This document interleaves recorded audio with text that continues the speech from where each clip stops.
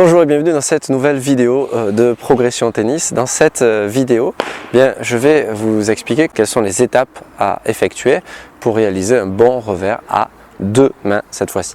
Alors dans les précédentes vidéos dans l'Académie Progression Tennis, j'avais tourné une vidéo sur la technique du revers à une main. Donc on va voir ensemble les fondamentaux académiques pour pouvoir réaliser un bon revers à deux mains. Alors la première chose qu'il faut savoir, c'est que lorsque vous faites un revers à deux mains, ça va être le positionnement. C'est-à-dire que lorsque on vous envoie une balle dessus, vous allez immédiatement devoir vous mettre de profil. Ça, c'est une chose qui me paraît indispensable. Alors bien évidemment, lorsque vous allez détecter que la balle vous arrive sur le revers et que vous allez vous mettre de profil, en même temps, vous allez prendre la bonne prise. Alors la prise en question, c'est une prise qui est entre alors je parle de la main directeur bien sûr, c'est une prise qui est entre la prise marteau et une prise semi-fermée. Une prise semi-fermée, donc comme la prise du revers à une main en fin de compte. Donc entre une prise marteau et du revers coupé et la prise du revers à une main liftée. Maintenant, lorsque vous vous apprêtez, donc vous êtes de profil, qu'est-ce que vous devez faire? Eh bien, vos mains qui tiennent la raquette, donc le manche de votre raquette, doit être à hauteur de la poche.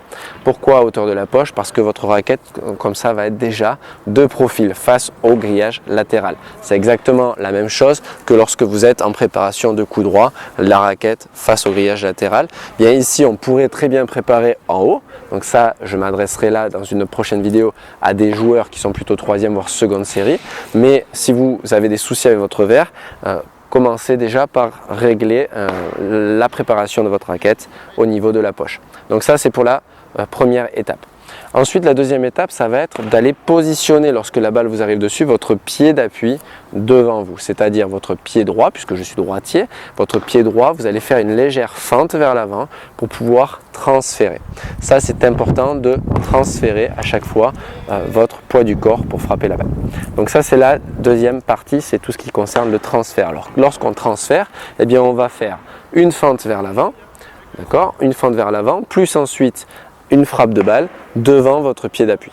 Et du coup, vous allez voir que votre plan de frappe, voilà un petit zoom sur le plan de frappe, votre raquette doit être légèrement face au sol pour pouvoir ensuite brosser la balle.